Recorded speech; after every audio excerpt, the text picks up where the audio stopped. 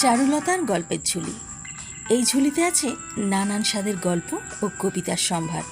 এখনও যারা এই ঝুলিকে সাবস্ক্রাইব করনি তারা তাড়াতাড়ি করে ফেলো, আর যারা আগে করে ফেলেছ তাদের অনেক ধন্যবাদ। আজ আমি তোমাদের শোনাতে চলেছি রিউনিয়ন গল্পের চতুর্থ পর্ব। গল্পের প্রথম পর্বগুলো যারা এখনও শোনোনি তারা প্রথম পর্বগুলো শুনে নিও। অনল আর ওর সব বন্ধুরা ওর ফ্ল্যাটে আসে। সেখানে একটা ছোট বাচ্চাকে দেখে সবাই চমকে যায়। সবাই মনে মনে ভাবে, বন্নি তো বিয়ে করেনি, তাহলে এই বাচ্চাটা কোথা থেকে এলো? কিন্তু অনল সব বুঝতে পারে ধীরে ধীরে, তাই ওর মুখে উজ্জ্বল হাসি ফুটে ওঠে। ও ছুটে গিয়ে অনিলাকে স্নেহের চুম্বন করতে থাকে।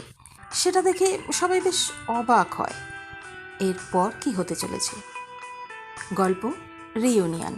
গল্প রচনা ও গল্প পাঠে আমি তোমাদের বন্ধু জলি। তাহলে চলো শুনে আসি।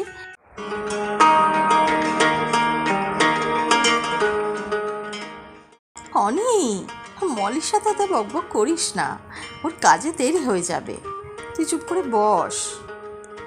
এই কথা বলতে বলতে বন্নি বাইরে এসে ওর সব বন্ধুদের দেখে মাথায় যেন আকাশ ভেঙে পড়ে।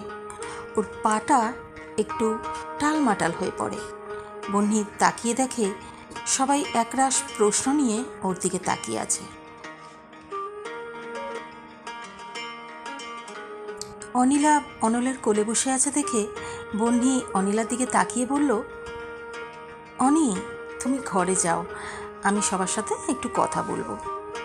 তখনই অনি অনলের কোল থেকে নেমে ঘরে চলে যায়। বন্নি মলিকে কিছু টাকা দিয়ে বলল সবার জন্য কিছু মিষ্টি আনতে। মলি চলে যাওয়ার পর বন্নি একটা সোফাতে বসে পড়ে। অনল নিষ্পলক ওর দিকে তাকিয়ে থাকে। হঠাৎ রিমলি বলে ওঠে, কি রে, তুই তো বললি বিয়ে করিসনি, তাহলে ও কিভাবে? বন্নি মাথাটা নিচু করেই বলল, অনল, তুই বলবি না আমি বলবো?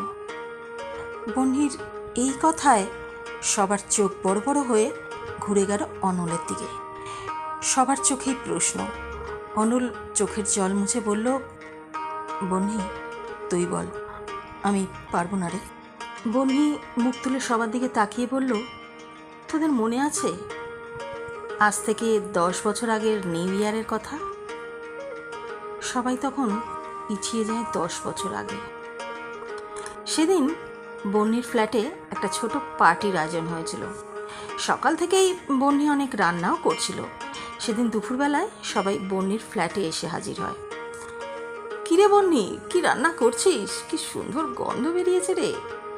কাঁধে হাত রেখে কথাটা বলে ওঠে সুদীপ্তা। এই তো মটন কারি আর বাসমতি চালের ভাত, মিক্স ডাল, আলু ভাজা আর চাটনি, আর হ্যাঁ রসমালাইও আছে, বিকেলে খাবো। আহ, খুব ভালো, দুপুরটা জমে যাবে একদম। বিছানায় গা এলিয়ে দিয়ে কথাটা বলল রাজন্য। ঠিক তখনই সুরঞ্জন বলে ওঠে, এই আজকের দিনে একটু লাল জল হবে না? অনলের কাঁধে হাত রেখে কথাটা বলে ওঠে, এই না না, আমি এসবে নই, আমি সামলাতে পারি না নিজেকে এসব খাওয়ার পর, আমি খাবো না, তোরা খা। হাত নেড়ে বলল অনল, আরে চিল ব্রো, কিচ্ছু হবে না, আর আমরা তো বাইরে নেই, ঘরের ভিতরে খাবো, কিচ্ছু হবে না, অল্প একটু খাবি।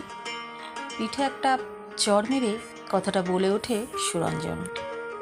কিছুক্ষণ পর রাজন্য আর সুরঞ্জন বেরিয়ে যায় ওদের পছন্দ মতো পানীয় আনতে। এদিকে বন্নি, সুদীপ্তা আর রিমলি সবাই দুপুরের খাবার প্রস্তুতিতে ব্যস্ত হয়ে পড়ে। দুপুর 2টো নাগাদ দুপুরের খাবার শেষ হয়। পেট ভরে দুপুরের খাবার খেয়ে সবাই একটু রেস্ট নিল। তারপর সন্ধেবেলা থেকে চলল ছেলেদের পানীয়র পার্টি। মেয়েরা কেউ তাতে যোগ দিল না। ওরা 3জনেই সবাই কোল্ড ড্রিঙ্ক খেলো। অনলকে একটু জোর করেই খাওয়ালো রাজন্য। এদিকে মেয়েরা সবাই নিজেদের মতো আড্ডা দিতে থাকলো। রাত তখন 10টা। সুদীপ্তা, রিমলি, সুরঞ্জন আর রাজন্যকে নিয়ে চলে গেল। কিন্তু অনলের অবস্থা খুব খারাপ। এমনিতেই ও এগুলো সহ্য করতে পারে না, তারপর আজ ওকে একটু বেশি খাইয়ে দিয়েছে। অনল ঠিক করে দাঁড়াতেও পারছে না। ড্রাইভ করবে কিভাবে সেটা ভেবে বন্যি বলল, তুই আজ এখানেই থেকে যা, কাল সকালে নয় চলে যাবি। বন্যি অনলকে ধরে খাটে নিয়ে গিয়ে শুয়ে দিল। তারপর ও উঠে আসতে যাবেই তখনই অনল বন্যির হাতটা চেপে ধরে নিজের কাছে বসায়। অনল নেশাতুর চোখে বন্যির দিকে তাকিয়ে থাকে এক দৃষ্টে। কী রে, কী হলো, কিছু বলবি? মাথায় হাত বোলাতে বোলাতে বলল বন্যি। অনল বন্যির কোমরটা ধরে নিজের দিকে ঘুরিয়ে বন্যির কোলে গিয়ে মাথা রাখল। বন্যি সযত্নে ওর মাথায় হাত বোলাতে থাকে। ঠিক তারপর বন্যিকে অবাক করে দিয়ে অনলকে বিছানায় শুয়ে দিয়ে ওর দিকে তাকিয়ে বলল, জানিস তুই না খুব ভালো, এই অনাথ ছেলেটাকে তুই তোর ভালোবাসা দিয়েছিস, আমিও তোকে খুব ভালোবাসি। কথাটা বলেই অনল বন্যির ঠোঁটে নিজের ঠোঁট ডুবিয়ে দেয়। এই সময় বন্যিও বাধা দিতে পারে না ওকে, কারণ ওরও ভালো লাগে অনলের এই আদর। অনল ধীরে ধীরে বন্যির শরীরে মিশে যেতে থাকে। বন্যি নিজেও অনলকে খুব ভালোবাসে, তাই ও বাধা দেয় না, শুধু এই মুহূর্তটাকে প্রাণ ভরে অনুভব করতে থাকে। একসময় অনল ক্লান্ত হয়ে বন্যির বুকের ওপর মাথা রেখে ঘুমিয়ে পড়ে।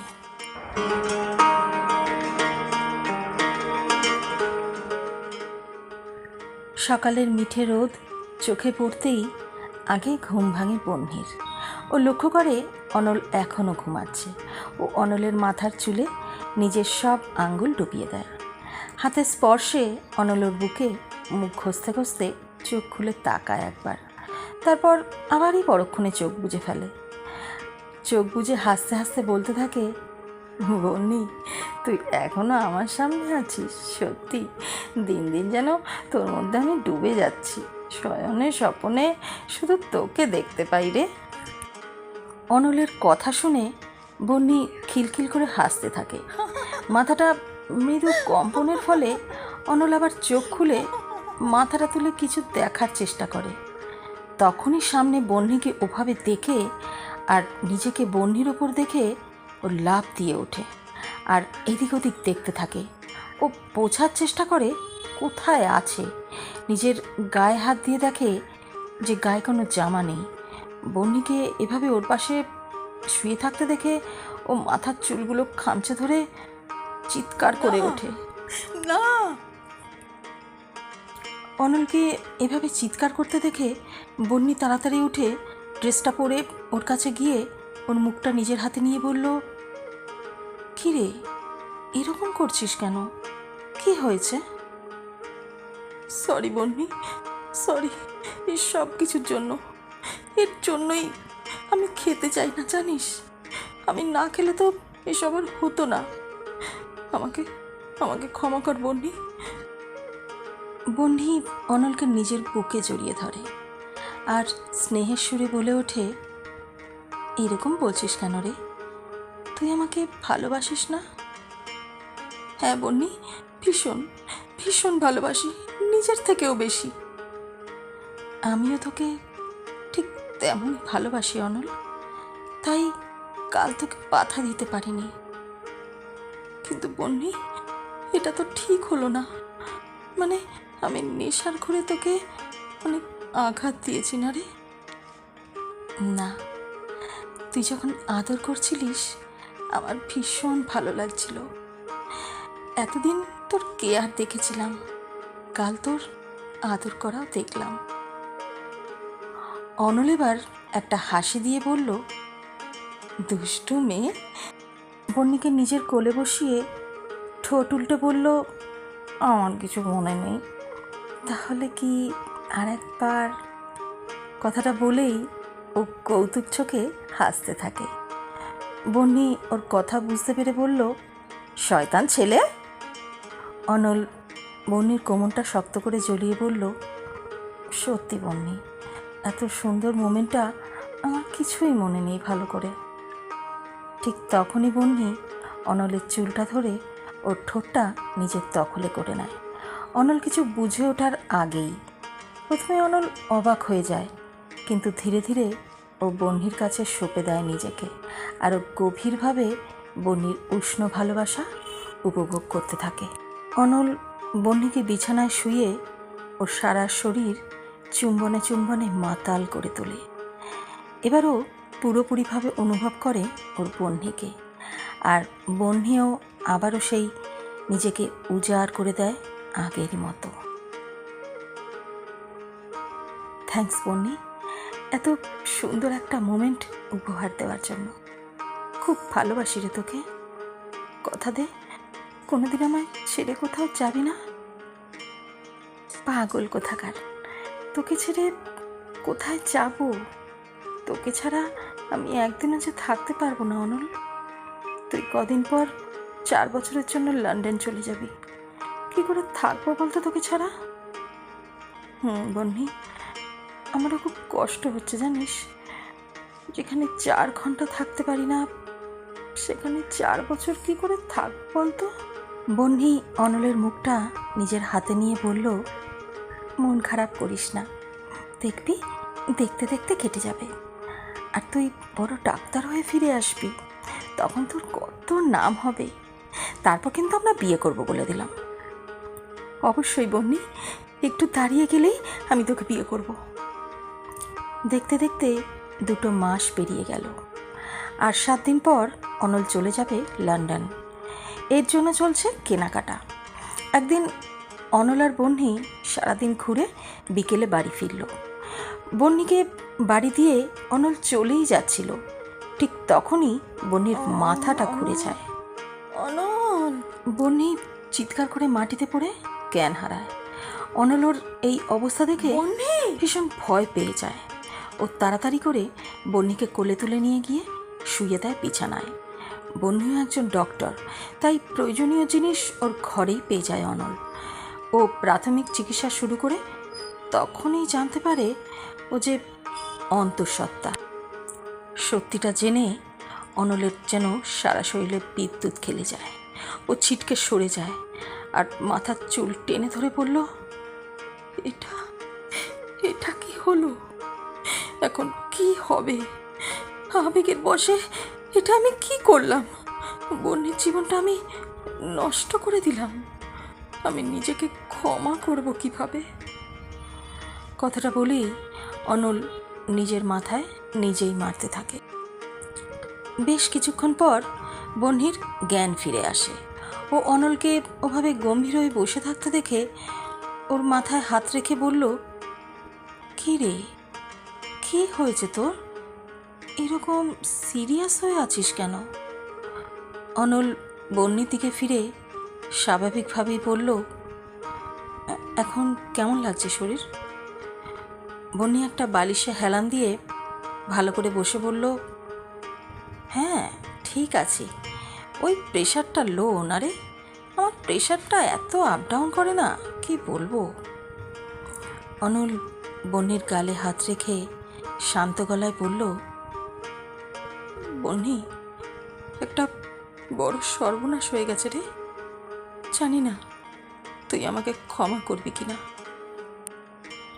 বহ্নি ভয়ার্ত চোখে বলে ওঠে, কি হয়েছে? তোর তোর চাওয়া নিয়ে কিছু হয়নি তো? না না, তুই শান্ত হ, সেসব কিছু না বহ্নি। তাহলে তাহলে কি?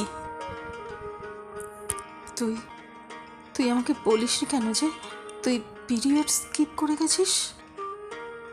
কি? হ্যাঁ, ইউ আর প্রেগনেন্ট বহ্নি।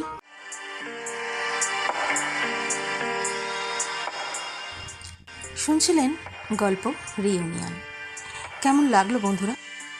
সবাই কিন্তু তোমরা মন্তব্য করে জানাবে। গল্পটি ভালো লাগলে চ্যানেলটি সাবস্ক্রাইব করে পাশে থেকো। আজ তাহলে চলি, আবার অন্য কোনো দিন অন্য কোনো স্বাদের গল্প নিয়ে হাজির হব। টাটা।